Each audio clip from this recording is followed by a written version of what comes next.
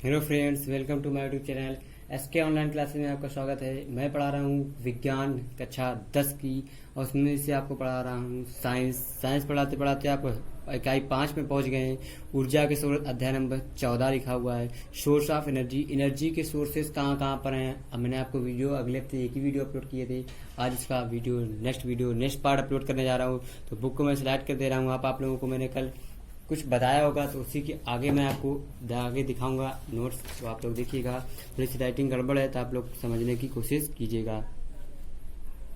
मैं पढ़ता जाऊंगा, आप लोग देखते जाइए। थोड़ा सा जूम आउट मैं और कर दे रहा हूँ तो आप लोगों को समझ में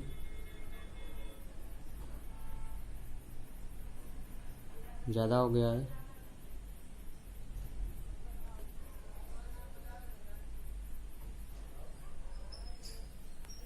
अब सही है। लिखा हुआ जैसे जल विद्युत संयंत्र में आपको क्या करना पड़ेगा वो आप लोगों को देखना है। जल विद्युत संयंत्र जो है आप लोगों को क्या करना है, उसमें से आप लोग बहुत ही आसान और अच्छा है। तो देखते हैं इसमें से आप लोगों को क्या क्या पढ़ना पड़ेगा। देखिए, जल विद्युत संयंत्र हाइड्रो इलेक्ट्रिसिटी प्लांट क्या होते हैं, कैसे होते हैं, किस प्रकार के होते हैं, उसके बारे में आपको जानना है। ठीक है, जल विद्युत, अब मैं आपको पढ़ के बता रहा हूँ, आप लोग पढ़िएगा, लिखिएगा, कोशिश कीजिएगा। जल विद्युत उत्पन्न करने के लिए, लिखा हुआ है, जल विद्युत उत्पन्न करने के लिए नदियों के बहाव को रोककर ऊंचे ऊंचे बांध बनाए जाते हैं। इनके बड़े बड़े जलाशयों, कृत्रिम झीलों में नदियों का जल एकत्रित हो जाता है। वर्षा की नदियों में बाढ़ आ जाती है थी। बांध से बाढ़ में भी कमी आई है।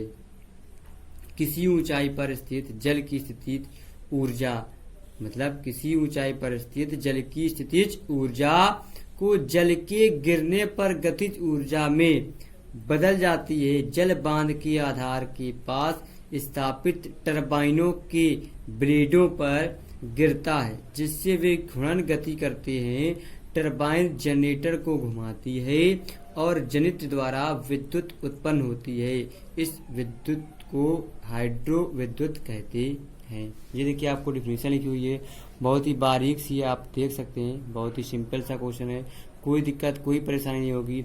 और अगर आप लोगों ने अभी भी यूट्यूब चैनल को सब्सक्राइब नहीं किया तो सब्सक्राइब कर लीजिए, साथ ही साथ बेल आइकन को भी दबा दीजिएगा, जिससे आपको लेटेस्ट नोटिफिकेशन वीडियो मिल जाएगी। इसमें बहुत छोटा छोटा लिख दिए हैं, आपको कोई दिक्कत नहीं। इसके जो आगे जो पढ़ाएंगे उसमें आपको बड़ा बड़ा मिलेगा, तो इसमें थोड़ा सा एडजस्ट कर लीजिए और कोई समस्या नहीं है। अब आपको दिखा देते हैं टरबाइन। ठीक है, जो चीज़ आपको बताई गई, क्या हमने नदियों पे जो विद्युत बांध बनाए गए, देख लीजिए हमारा बांध बना हुआ है, यहाँ पे पानी स्टोरेज हो जाता है। इस जल के जो बांध होते हैं वो हम कहाँ गिराते हैं, टरबाइन, वाटर जो बना हमारा टरबाइन पे गिरते ही हमारा क्या रोटेट करने लगता है। रोटेट करते करते करते यहाँ पे कहने गतिज ऊर्जा हमारी किस पे, हमारी की जो ऊर्जा होती है एकत्रित हो जाती है।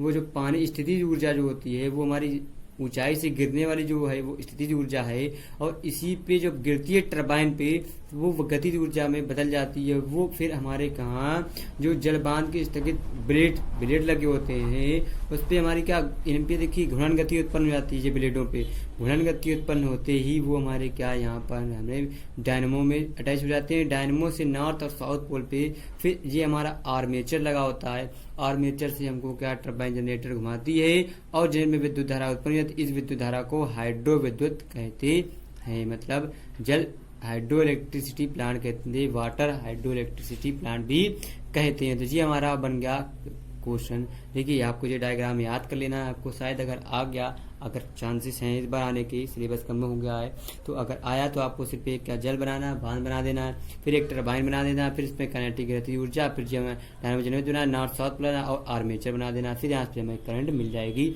आगे की जाके। फिर इसके आगे आप लोग थोड़ा सा पढ़ने की कोशिश कीजिए। फिर देखिए, आपको बताते हैं यहाँ पे क्या लिखा हुआ है। टॉपिक बहुत अच्छा है। ऊंचाई पर स्थित जल में ही स्थितिज ऊर्जा होती है, इसलिए बांधों के लिए प्रायः पर्वतीय क्षेत्र अच्छे माने जाते हैं। बांधों के निर्माण में बहुत सी कृषि युग्म भूमि और गांव डूब जाते हैं। इस कारण विस्थापित लोगों को संतोषजनक पुनर्वास एवं क्षतिपूर्ति नहीं हो जा पाती है। हर बार जल भी वर्षा होती है, बांधों के जलाशय पुनः जल से भर जाते हैं, इसलिए जल विद्युत ऊर्जा एक नवीनकरणीय ऊर्जा स्रोत है।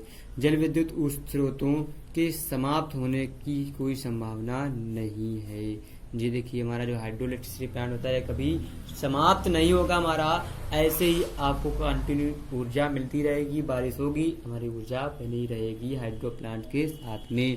तो जी था आपको जल विद्युत संयंत्र हाइड्रो इलेक्ट्रिसिटी प्लांट था। अब देखिए आपको यहाँ पर एक चीज और है जो आप लोगों को और पढ़ना है, वो मैं आपको बता रहा हूँ, आगे देखते हैं। देखो लिखा हुआ, ऊर्जा के परंपरागत स्रोतों के बेहतर उपयोग के लिए प्रौद्योगिकी में सुधार, improvement in technology for better utility of the conventional sources of energy. ऊर्जा के परंपरागत स्रोतों के बेहतर उपयोग निम्नलिखित हैं। देखिए ऊर्जा के जो हमारे उपयोग हैं, बेहतर उपयोग, उसमें से सबसे पहला हमारा गोबर गैस जैव मात्रा जी, लेकिन ये हमारे आपके सिलेबस में नहीं है, आपको सिलेबस में नहीं है, तो ये हमारे पास क्या सिलेबस में नहीं है, तो इस वजह से आपको इसको पढ़ना नहीं है। इसके जो दूसरा पार्ट है वो आपको पढ़ना है। दूसरा पार्ट इसका मैं आपको दिखा देता हूँ, वो कौन सा पार्ट है जो आपको पढ़ना है, यहाँ पर दिखा देते हैं आपको। ये देखिए आपको पढ़ना है, जो दूसरा पार्ट है वो पढ़ना है आपको पवन ऊर्जा, हमारी क्या विंड एनर्जी आपको पढ़ना है। ये आपको बता रहे हैं विंड एनर्जी लिखा, चलती वायु को, देखिए इसमें आपको पॉइंट्स बाय पॉइंट्स मैंने अलग अलग पैराग्राफ बाइज पैराग्राफ बनाए हैं जो आपको याद करने में पढ़ने में आसानी रहेगी।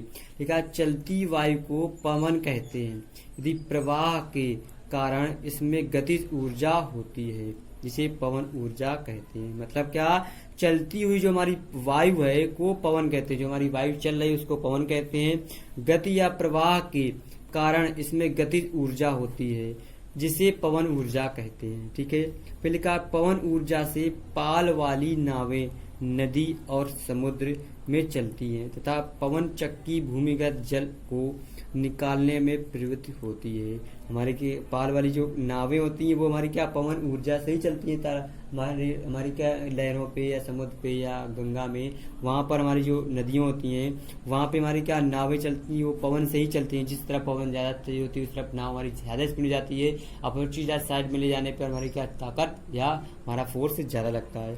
फिर हमारा देखिए इसके बाद एक तीसरा पॉइंट हमारा पैराग्राफ है, वही पढ़ लीजिए। फिर लिखा, सूर्य के विकिरणों द्वारा भूखंडों तथा जलाशयों के आसमान तप्त होने के कारण वायु में गति उत्पन्न होती है तथा पवनों का प्रवाह होता है। हमारा क्या भूखंडों में जब जलाशय में हमारे क्या आसमान में जब टेम्परेचर ज्यादा होता है तब भी हमारी क्या वायु में गति होने लगती है, तो वो पवन प्रवाह होता है वहां पर। फिर अभी आपको देखिए यहाँ पे डायग्राम भी दिखाएंगे। देखिए एक और पॉइंट है, 2 पॉइंट है। फिर लिखा है, पवन ऊर्जा नवीकरणीय ऊर्जा का प्रदूषण मुक्त और दक्ष इफिशिएंट स्रोत है। 1 मेगावाट के जनरेट के लिए 2 हेक्टेयर भूमि का पवन ऊर्जा फार्म चाहिए। अगर 1 मेगावाट अगर हम जनरेट बना रहे हैं तो उसमें 2 हेक्टेयर हमें भूमि होनी चाहिए हमारे पास। फिर टरबाइन की आवश्यक चाल को बनाए रखने के लिए पवन की चाल भी पूरे वर्ष 15 किलोमीटर पर आवर से अधिक होनी चाहिए। ऐसा प्रायः समुद्र तटीय क्षेत्रों में होता है। पवन ऊर्जा हम कहाँ समुद्र तटीय क्षेत्रों में ही लगा सकते हैं, और समुद्र तटीय क्षेत्रों में हम क्या उसको देख सकते हैं। देखिए आपके पास डायग्राम, देखिए आपको ये डायग्राम बना हुआ है। क्या बना हुआ है, पवन ऊर्जा द्वारा संचालित विद्युत जनित, पवन ऊर्जा द्वारा क्या संचालित विद्युत जनित। तो यहाँ पे देखिए हमारे क्या पवन है, हमारी चल रही हुई है। फिर ये डायनमो लगा हुआ, यंत्र लगा हुआ है, आर्मेचर लगा हुआ है। सेम वही हमारा क्या टरबाइन है, क्या हमारा मतलब जल विद्युत ऊर्जा के तरीके।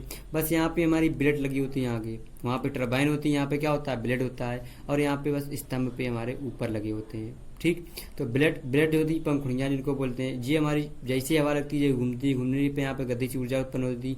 गतिज ऊर्जा हमारी क्या आर्मेचर और जनित में जाती है। जनित से हमारे क्या हमारी क्या जनित ऊर्जा, हमारे पवन ऊर्जा, यहाँ पे इलेक्ट्रिसिटी हमको मिल जाती है, उससे हमको ये इलेक्ट्रिसिटी मिलने के चांसेस होते हैं। तो मैंने आपको यहाँ पे 2 टॉपिक बताए, पवन ऊर्जा और जल ऊर्जा, दोनों को हमने आपको एक्सप्लेन किया। आप लोग धीरे धीरे लिखिएगा, आप वीडियो स्टॉप पर करके आप लोग लिख सकते हैं। वहाँ पर लिखते लिखते आप अब इसके आगे जो दो और आगे टॉपिक है, इस वीडियो में आपको 2 ही टॉपिक बताएंगे, इसके आगे वाले में आपको दूसरे टॉपिक बताए जाएंगे। तो आप लोग अच्छे से पढ़ते रहिए, एंजॉय करते रहिए। और साथ ही साथ जिन लोगों से मैंने रिक्वेस्ट करना चाहूँगा, अगर जो लोग अभी भी यूट्यूब चैनल को हमारे सब्सक्राइब नहीं किए, सब्सक्राइब कर लीजिए।